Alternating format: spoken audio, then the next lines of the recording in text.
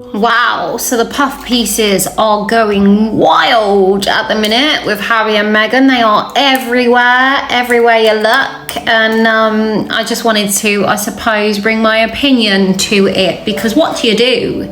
You know, we've had Harry and Meghan speak to us for ages now, telling us about the media and how bad they are, how wrong they are, and what they do to manipulate, as we simultaneously watched Harry and Meghan walk away to be bad, be wrong, to manipulate, to do and use the same tactics that the media would use, you know. And this is the thing, in any headlines I see, what I do, I don't just take them word for word and believe like a lemon following the lead. I take my ability as being a, what I believe, quite balanced individual who will use my own emotional intelligence to decipher what's true, what's not. Because I understand what the media do. I live in the UK. I understand how they build someone up and drag them back down. I understand how they need to be divisive to get people to have a look. Clickbait is the one.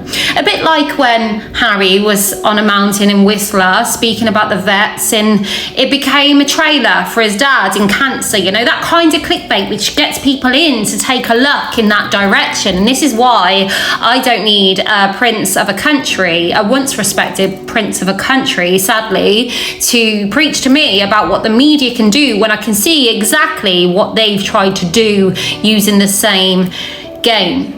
Because we watch them sit with Oprah and try and create this stage, this scene, the divisive words to bring another down, you know? I've watched them sit on Netflix as they disregarded and disrespected our queen, as they again took aim at them and wanted the people to look at them. And, you know, it's just been madness. The gaslighting has been second to none. You know, I don't need a prince of a country to tell me what the media will do and how they will place words for us to read in print to make the negative breed, when I've watched him take pen to paper and then to book and then to print for us to take a look, as he speaks negative words about his family and shares the most emotional memories of code words between him and his brother and their mom. You know, this constant onslaught. And I suppose I'm sick of watching Harry and Meghan speak to us about the dangers of misinformation when they run amok, you know? Because at this point, it's just basic human intelligence we are relying upon. Everything we have retained in watching them and listened to as they've constantly spoke to us, if they've cashed in, just like the media do. But let's speak on the few headlines I see before me as we dig deep into what's the real story. So we've got in the Mirror, Meghan Markle governed by fear, not in fear, by fear, as staff speak out about her and Harry's management style.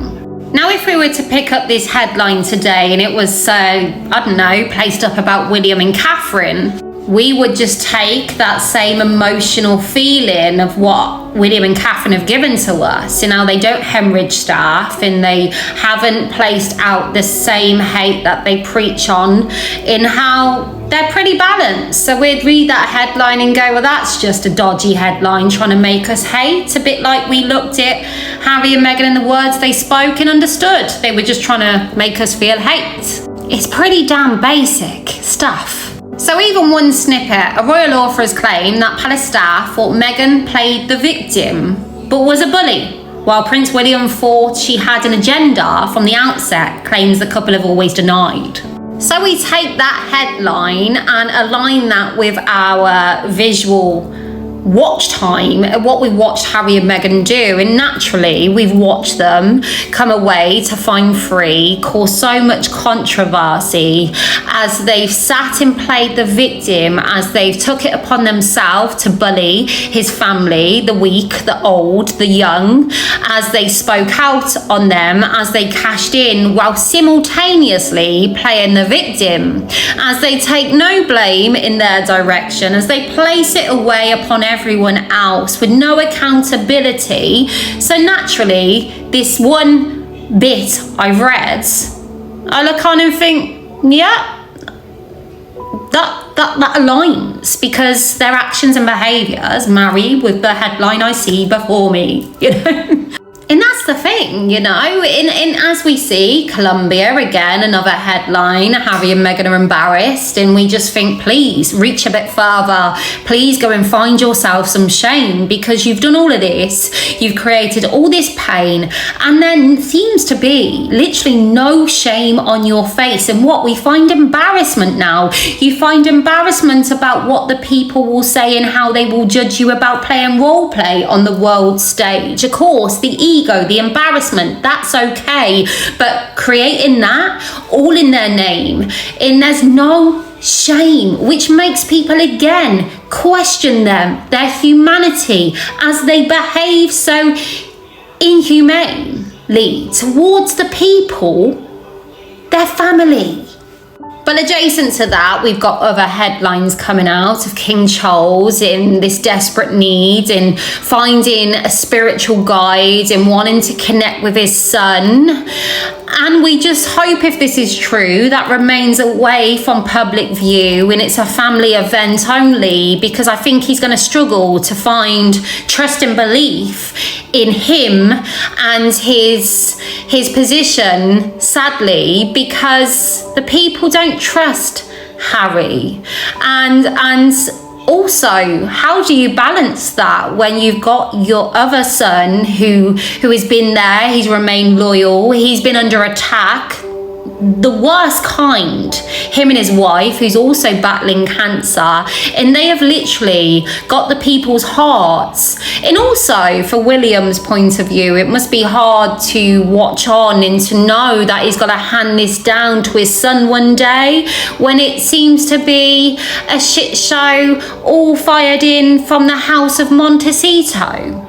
But I take that headline, and as a parent, I can relate to that emotional connection, to not leave it too late. You know, I can understand that to a certain degree. And that's why I look at that headline and think, oh, great possibility. But then I see another headline, of course, because they're everywhere, puff pieces galore. And I see that Harry and Meghan are desperate to come home, and they want this connection with the king, the royal family, even though we've watched them hone this hate against their name. And I just then question whether these puff pieces maybe not so from the king's side, and maybe placed out as I question everything placed in front of my eyes from the one side to place pressure on a king and his country to take them back in. But who knows? Who knows? It could be a dad reaching out and placing it out there.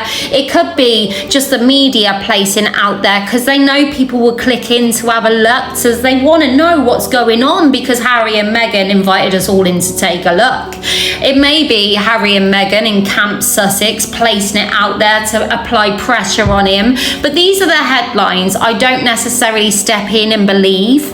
But the ones to begin about Harry and Meghan as they hemorrhage staff, as she doesn't mommy cuddle anyone, yes, I believe that to be true, because no one seems to stick around or buy you. You know, there's a truth in the words they speak, but not based off the words printed in front of me. It's how I feel about what they chose to place out in front of me.